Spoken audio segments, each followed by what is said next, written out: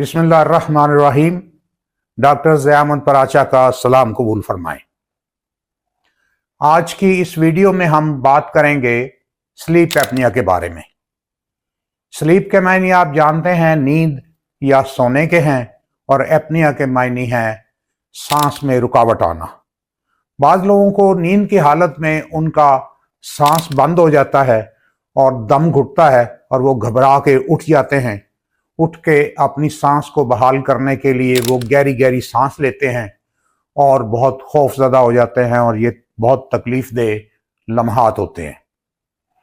वो देर तक जागते रहते हैं, फिर वो दोबारा सोने से डरते हैं कि कहीं दोबारा हमारी सांस बंद ना हो जाए।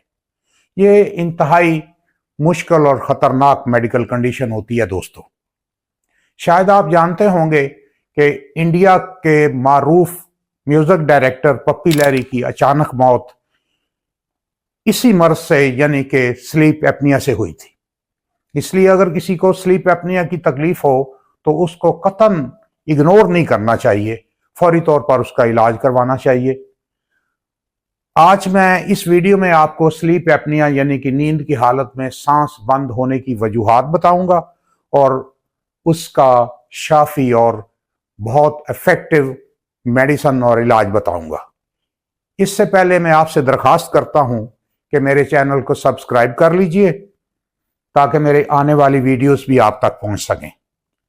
और अगर आज की मेरी ये वीडियो आपको पसंद आए तो उसको लाइक ज़रूर कीजिए, मैं आपका शुक्रगुजार रहूंगा। तो दोस्तों, स्लीप एपनिया जो है, इसके साथ कुछ रेलेवेंट बीमारियां होती हैं और इसकी वजूहात होती हैं। जब तक इन रेलेवेंट बीमारियों को और इन वजूहात को ना देखा जाए और डायग्नोस ना किया जाए और उनको ट्रीट ना किया जाए तो स्लीप एपनिया हरगिज दुरुस्त नहीं हो सकता और ट्रीट नहीं हो सकता। आजकल डॉक्टर जो हैं वो स्लीप एपनिया के मरीजों को एक मशीन देते हैं जो कि ऑक्सीजन मास्क की तरह मुंह पे लगाई जाती है, और ये कोई शाफी या मुकम्मल इलाज नहीं है। अलबत्ता जिन मरीजों की हालत खतरनाक है उनको ये मशीन ज़रूर इस्तेमाल करनी चाहिए, लेकिन मुकम्मल शफा याबी के लिए इसका ठीक और दुरुस्त इलाज करवाना इंतहाई ज़रूरी है। मैं स्लीप एपनिया की यानी कि नींद की हालत में दम घुटना या सांस के बंद होने की वजूहात और रेलेवेंट बीमारियों और उनके इलाज के बारे में मैं नंबरवार आपकी खिदमत में पेश करता हूं, आप नोट फरमाते जाइए। स्लीप एपनिया की यानी कि नींद की हालत में सांस बंद होने की वजह नंबर 1, जिस तरह के मैंने अर्ज किया है कि एपनिया के मानी है सांस में बंदिश, सांस में रुकावट। तो रुकावट की जो वजूहात हैं उनमें से नंबर 1 जो मैं पेश करना चाह रहा हूं वो है कि बाज़ लोगों की नाक के अंदर मसे पैदा हो जाते हैं और बाज़ लोगों की नाक की हड्डी टेढ़ी हो जाती है। इन दोनों हालतों के जो मरीज जब सोने के लिए लेटते हैं तो उनकी नाक की नालियां जो हैं वो उनसे ऑक्सीजन का आना, सांस का आना मुतासर हो जाता है और उनकी नींद की हालत में सांस बंद होती है और वो घबरा के उठ जाते हैं, स्लीप एपनिया होती है। तो इसके लिए इस हालत में अगर स्लीप एपनिया है तो इसके लिए बेहतरीन और इफेक्टिव मेडिसिन है लेमना माइनर 30। लेमना माइनर 30 के 2 से 3 कतरे सुबह दोपहर शाम अगर एक घूंट पानी में मिलाकर 3 से 4 हफ्ते ऐसे मरीज को दिए जाएं तो उनकी नाक के अंदर पैदा हुए मसे खत्म हो जाते हैं, या अगर नाक की हड्डी टेढ़ी है तो वो भी दुरुस्त हो जाती है, और इसके बाद उनको स्लीप एपनिया यानी कि नींद की हालत में सांस बंद होने से उन्हें छुटकारा मिल जाता है। तो जिस तरह मैंने अर्ज किया कि इसके स्लीप एपनिया के रेलेवेंट बीमारियां और वजूहात होती हैं, तो वजह नंबर 2 जो है वो बास मरीजों के टॉन्सिल्स जो हैं ये खराब होते हैं, सूजन होती है, गले के गदूदों में सूजन हो जाती है, उनको जुकाम भी होता है और जुकाम की वजह से उनकी नाक की अंदर की झिल्ली में सोजश हो जाती है, जिसकी वजह से उनकी नाक में बंदिश इस तरह होती है कि वो सांस नाक के जरिए नहीं ले सकते और उन्हें मजबूरन मुंह खोलकर सांस लेना पड़ता है। तो जब वो लेटते हैं तो फिर भी वो मुंह खोलकर सांस ले रहे होते हैं। जब उन्हें नींद आती है तो नाक तो उनकी पहले ही बंद है, तो मुंह भी जब बंद होता है तो वो सांस नहीं ले सकते और उनकी सांस बंद होती है, स्लीप एपनिया होता है और वो घबरा के उठ जाते हैं और फिर अपनी सांस को बहाल करने के लिए गहरी गहरी सांस लेते हैं। यहां हमें पता चलता है कि अगर टॉन्सिल्स को और नाक की सोजश को खत्म कर दिया जाए तो यहां स्लीप एपनिया इस मरीज को नहीं होगा।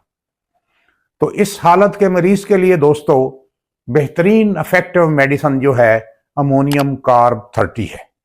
अमोनियम कार्ब 30 के 2 से 3 कतरे 1 घूंट पानी में मिलाकर अगर 3 बार रोजाना दिए जाएं तो 2 से 3 हफ्तों के अंदर मरीज के नाक की बंदिश, उनके गले के जो गदूद सूजे हुए हैं ये ठीक हो जाते हैं, जुकाम भी खत्म हो जाता है और वो आसानी से नाक के जरिए सांस लेना शुरू कर देता है मरीज, और फिर उसको स्लीप एपनिया का हमला नहीं होता। तो तीसरी जो वजह है और रेलेवेंट बीमारी है स्लीप एपनिया की, वो है ब्रोंकाइटिस। ब्रोंकाइटिस का मतलब ये है कि सांस की नालियों में, लंग्स में यानी फेफड़ों में पुरानी सोजिश और सांस की नालियों में बलगम का जम जाना, और इसके साथ खांसी भी होती है, और जब ऐसा मरीज खांसी करता है तो उसको दमे का दौरा पड़ जाता है। और जब ये हालत ऐसे मरीज की होगी तो डेफिनेटली वो रात को जब सोएगा तो उसकी सांस बंद हो जाएगी, उसको स्लीप एपनिया होगा। अब ये वजूहात अगर दूर कर दी जाएं तो वो स्लीप एपनिया से बच जाएगा। रात को नींद की हालत में उसका सांस बंद होना दुरुस्त हो जाएगा।